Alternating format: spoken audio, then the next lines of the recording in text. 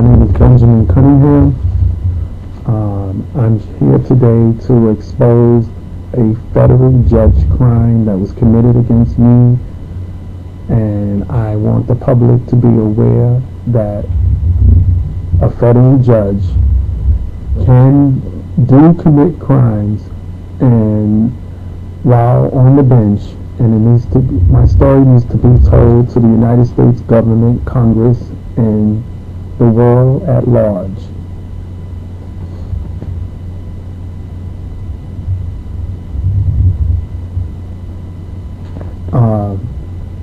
I am a resident of Bronx, New York.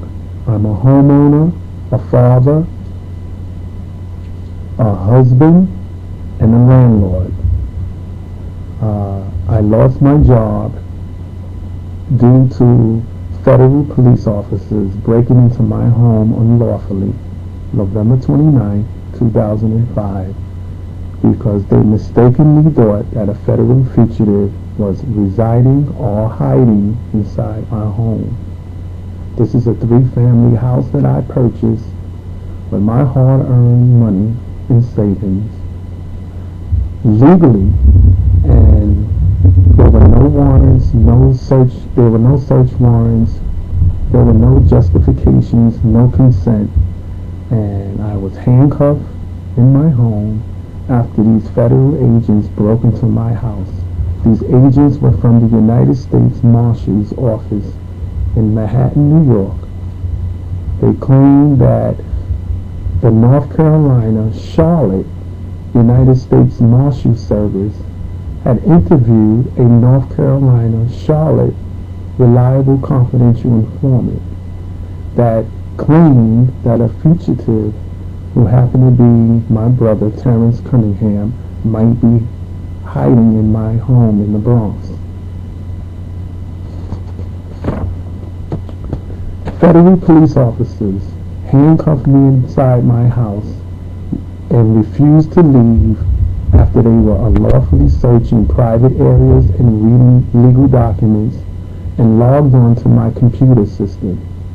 So that led me to run outside my home and attract neighbors, any people in the street walking by, to witness what was going on inside my house. Unfortunately, I ran into the street wearing no clothes, wearing federal handcuffs, and I was struck by a local police department bus. This police bus was a New York City Transit police recruits. These police recruits were in transit to the training academy in Bronx, New York.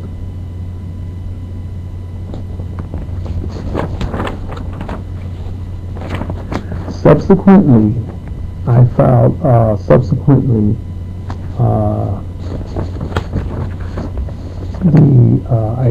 notified 911 because the federal police, found out that I was involved in the bus accident wearing their federal police handcuffs.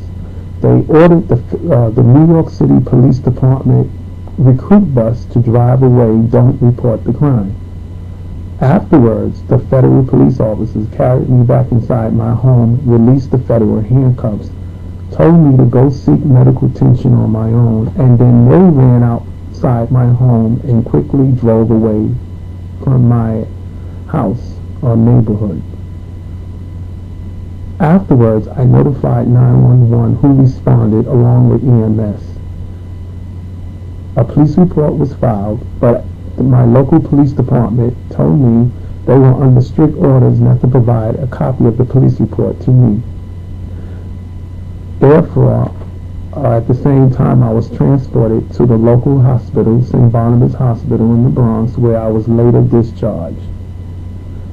Several days later, I proceeded to the Bronx County District Attorney Office, who advised me to report this incident to the New York State Crime Victim Board Agency. The New York State Crime Victim Board Agency, as a result, told me, Mr. Cunningham, we cannot provide New York State crime victim benefits to you based upon what happened in your house, because the New York City Police Department and the United States Federal Marshal Police Agency refused to provide police reports to us. If we can just receive federal police reports in addition to the New York City police report, we can process your claim and provide New York State crime victim benefits. After that, I contacted a federal attorney who filed a $25 million lawsuit against the United States Federal Marshal Agency inside the federal courthouse in Manhattan, New York. The case was assigned to Judge Deborah A. Batts and Magistrate Kevin A. Fox.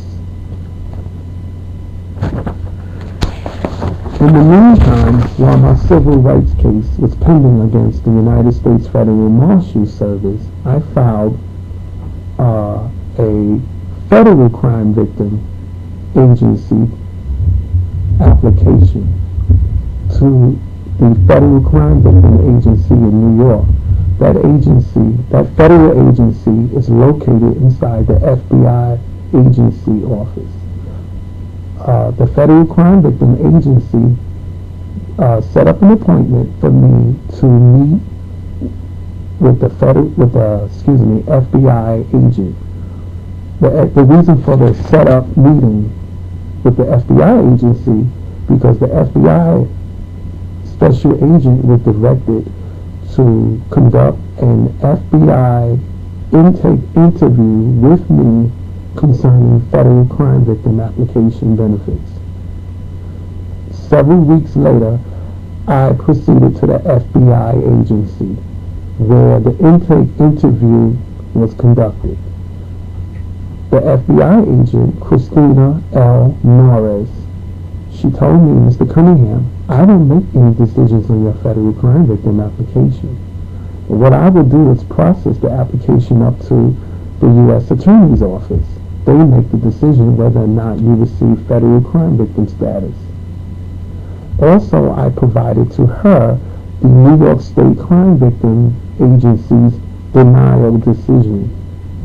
The FBI agent also informed me that she will conduct an FBI investigation against the U.S. Marshal Service police who unlawfully invaded my house and directed local police department officials who injured my body with their police department vehicle to drive away. Afterwards, my attorney proceeded to process my civil rights case in Manhattan, New York. Judge Deborah Batts, the federal judge beat up all over my federal attorney, constantly bickering with my federal attorney, where the federal attorney abandoned my case, which led me to proceed as my own attorney. And the judge dismissed my civil rights case based upon attorney disobedience. That led me to file a notice of appeal, and I hired an appellate attorney, which cost me $7,000 to hire this attorney.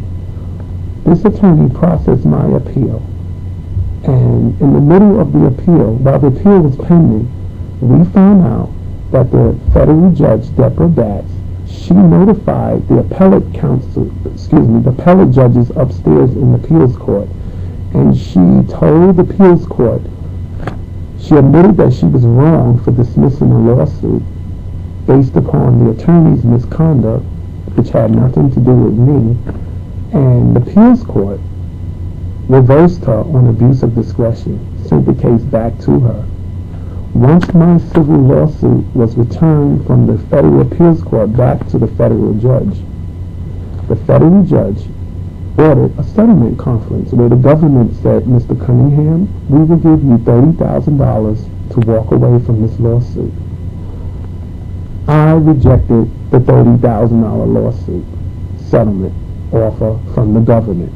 The U.S. Attorney Office, David Bober, Assistant U.S. Attorney, made the offer in the presence of Magistrate Judge Fox. The reason why I rejected the $30,000 settlement offer from the government attorney is because my medical bills from the police bus accident is $29,000. So why would I accept a $30,000 settlement from the government? So the magistrate judge was so enraged that I rejected the government $30,000 settlement, he sent the case back over to the assigned judge. The difference between a magistrate judge and a full federal judge on a civil rights case is that the magistrate judge is supposed to assist the federal judge on the case with the small issues so the judge can make a final determination. The federal judge said that, well, the magistrate judge should hold a Fourth Amendment hearing to determine whether or not the police is guilty of the Constitution violations that occurred at my house. The magistrate held such hearing, and the magistrate discovered that the government, one, refused to provide any evidence that a North Carolina confidential informant guided the federal police into my home in New York. Two, the magistrate also discovered, as a result, that the government did indeed violate the Fourth Amendment, which is unreasonable search and seizure. The magistrate report was sent to the federal judge on the case, and she said, well, what I'm going to do, since Mr. Cunningham rejected the $30,000, is I'm going to dismiss this case by giving the federal police agent immunity. They were wrong for violating the Fourth Amendment, but I'm going to give them qualified immunity because it's not their fault, the federal police fault, for breaking into Mr. Cunningham's home unlawfully. It's the confidential informant fault who resides in North Carolina. Where in North Carolina is this person? I'm a homeowner. I deserve to know who in North Carolina made this authorization. Who is this person? A woman? A male? Rich? Poor? Black? White? Whatever. I don't know to this day. So when the federal judge dismissed my lawsuit, I hired the same appellate attorney who won my first appeal against the same federal judge. This attorney, my appellate attorney, filed a timely notice of appeal against this judge. And the Federal Appeals Court blocked his access into the Federal Appeals Court by dismissing the appeal. They decided the lower court's judgment, the lower court's decision, without the government filing any papers or legal brief, without my attorney filing any legal papers or brief, without the lower court record being transferred upstairs to the appellate court. So how did the appellate court decide that my appeal is frivolous? After that, my appellate attorney filed a notice of appeal to the United States Supreme Court in Washington, D.C. They refused to allow my attorney to enter with my case. Subsequently, I filed a judicial misconduct complaint against the federal judge, Deborah Batts, in New York. I filed a judicial misconduct complaint also against her magistrate judge, Kevin Fox. Why? Because they both fabricated up a North Carolina confidential informant who never exists. The government never produced this person from North Carolina, never produced any documents from Charlotte, North Carolina. So why are these federal police officers in New York walking around with qualified immunity when there were no qualified immunity evidence presented to anybody? My federal appellate attorney charged me $15,000 down payment, and I owe him a $40,000 legal balance for my appellate case, even though The Federal Appeals Court and the United States Supreme Court never allowed this attorney to process my appeal. So how did I lose $15,000 and owe $40,000 when I never had a right to appeal the corrupted, illegal decision from the lower court federal judge Deborah A. Batts? I filed a judicial misconduct complaint to the chief judge of the federal court. The chief judge dismissed my judicial misconduct complaint as harassment. I filed an appeal against the chief judge to the same judges in the federal appeals court that work under the chief judge. They called judicial council judges. The judicial council judges who receive a paycheck from the chief judge will never rule against the chief judge in my favor, so they decided to rule with the chief judge against me. After that, I discovered there's another level of appeal. Appealing a judicial misconduct complaint once you are dissatisfied with the judicial council judge's decision. That is, at the United States Judicial Conference Agency, rather they called the United States Court of Office Administration, or the Thurgood-Marshall Building, that's located in Washington, D.C. That's where all the federal court annual budget comes from. The Judicial Conference Agency in Washington, D.C. wrote me a letter back saying, Mr. Cunningham, we refuse to investigate the Judicial Council judges in the Federal Appeals Court in New York because the entire Judicial Council judges ruled in favor of the chief. After that, I filed an impeachment investigation complaint against the federal judge to my Congressman Jose Serrano. He is my congressman who represents my district in New York inside the United States Congress in Washington. My congressman staff told me, the congressman said, Mr. Cunningham, because the Judicial Conference, the Judicial Council judges, the federal chief judge ruled against you, I'm not going to help you, even though you're my constituent. So I filed an impeachment investigation complaint inside the United States Congress House Judiciary Committee. The House Judiciary Committee told me, Mr. Cunningham, you are a member of the public. We can't help you investigating a federal judge's crime. Why? Because it's your congressman's job to bring this issue to us. If your congressmen don't bring this issue to our attention, we can't accept your complaint. Well, I said my congressman refused to help me. So they said to me, the House Judiciary Committee staff, Mr. Cunningham, go find another congressman to endorse your case to us. Totally impossible. When I tried that, I went to several congressional members inside Congress, and they all told me, you're not a constituent of ours, you're not even from our state. So I went and proceeded to approach congressional members from my state, other part that represent other congressional districts in New York. And they told me, Mr. Cunningham, you're not a constituent from our district.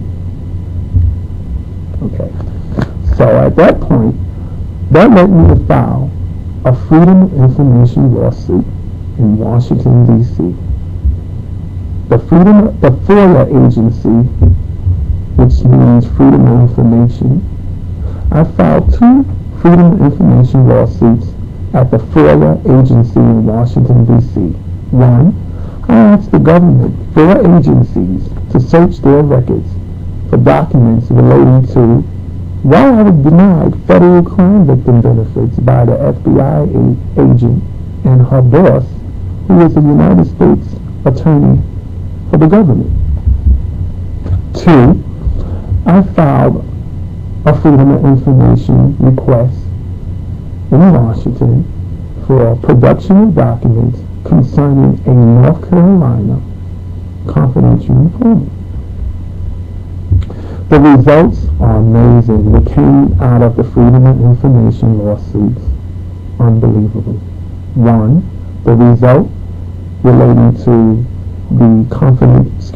the federal crime victim decision was the FBI approached, the FBI in a sworn affidavit stated, we cannot find any information in our FBI agency database regarding your interview seeking federal crime victim benefits with one of our FBI agent employees. We searched and combed through 3 FBI agency computer systems. But because you filed an exhibit in your FOIA request, which is the FBI agent business card with her name, we approached the FBI agent and said, do you know Mr. Cunningham? Did he file for federal crime victim benefits back in 2008? Remind me, this is 2013 now.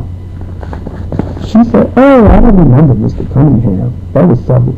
So they said, well, if you don't remember Mr. Cunningham from 2008, we're in 2013 now. Where did you get this business card of yours from? All of a sudden, she came out of amnesia and said, oh, I do remember Mr. Cunningham. Oh, he did apply for federal crime victim benefits, but guess what? I didn't process the application. I kept everything as my personal notes.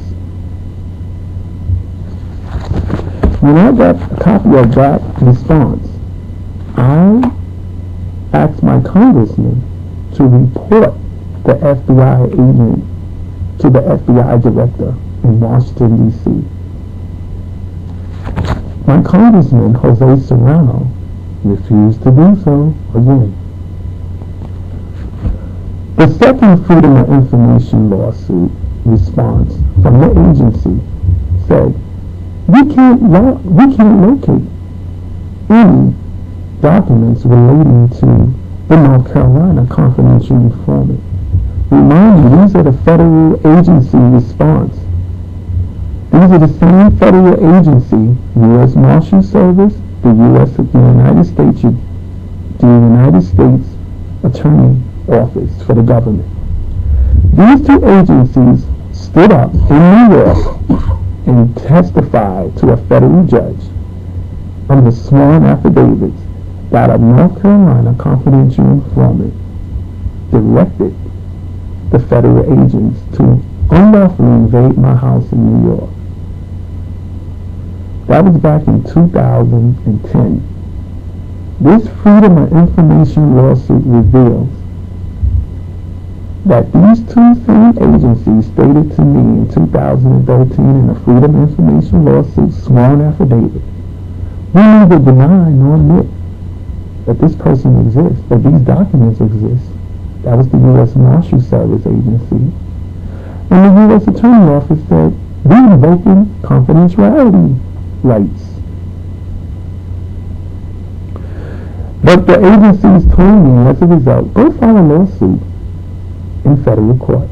I did in Washington, D.C. The federal judge in Washington, D.C. knows that this evidence is very harmful against the federal judge in New York because I made her aware that I need this evidence because I plan to file additional evidence to the United States Congress against the federal judge in New York who faked up, invented up a person in North Carolina that never was born in this world in order to help the government get around a lawsuit, my $25 million lawsuit. All because I rejected a $30,000 settlement offer. That's where I'm at today. I traveled from New York to California in order to conduct this interview because I plan to bring this issue to the United Nations in a human rights complaint because my house is now in foreclosure status. This is a 3-family house. I'm responsibly obligated to my tenants who are working class people. I can no longer afford to pay my mortgage. I can no longer afford to pay water bill and etc. to this house. And I have a school-aged daughter. We need heat. We don't need to be evicted. I shouldn't be in this financial situation because I wasn't committing a crime in my home. I was asleep. When my house was attacked and invaded by armed police, federal police, with their guns drawn, dragging me out my house, handcuffing me, for what? What did I do to deserve that? What did I deserve? Why was I injured by a police department vehicle in New York City and nobody reported it? It was all covered up by the FBI agency, the U.S. Marshal Service agency, by a New York federal judge. Where is justice in this country? The United States Congress, everybody is covering this crime up. Therefore, I'm on my way to the United Nations. Secondly, but lastly, the federal attorney in Washington who's defending the government in my Freedom of Information lawsuit had the audacity to tell me go file a homeowner's insurance claim. I did. Why? The federal attorney said, Mr. Cunningham, you already lost the case in New York because of a North Carolina confidential informant, and we're not going to give you those documents in this Freedom of Information lawsuit. So, I filed a homeowner's insurance claim with Tower Insurance Group and with State Farm Insurance. Both insurance companies told me, Mr. Cunningham, we're denying your claim because there's no category. Unfortunately, we feel bad what happened to you in your home, but we can't grant this claim and we're going to deny the claim. And you can provide our written insurance claim denial to the federal judge in Washington, D.C., who's presiding over this Freedom of Information lawsuit. So, end result, in conclusion, this is supposed to be democracy. This is not. This is supposed to be federal justice in this country. It is not. There's a statue, a female statue holding an equal scale in all federal courts throughout the United States. And that's false advertisement because these federal judges are scamming American citizens out of their federal lawsuits in order to help the government get around federal justice in violation of the civil rights and the Constitution rights. American civil liberties have been trampled upon.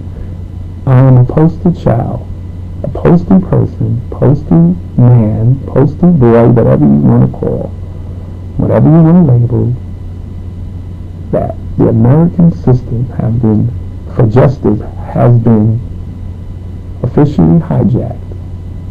And somebody has to stand up. I have a home sitting in the middle of this crisis. As a result,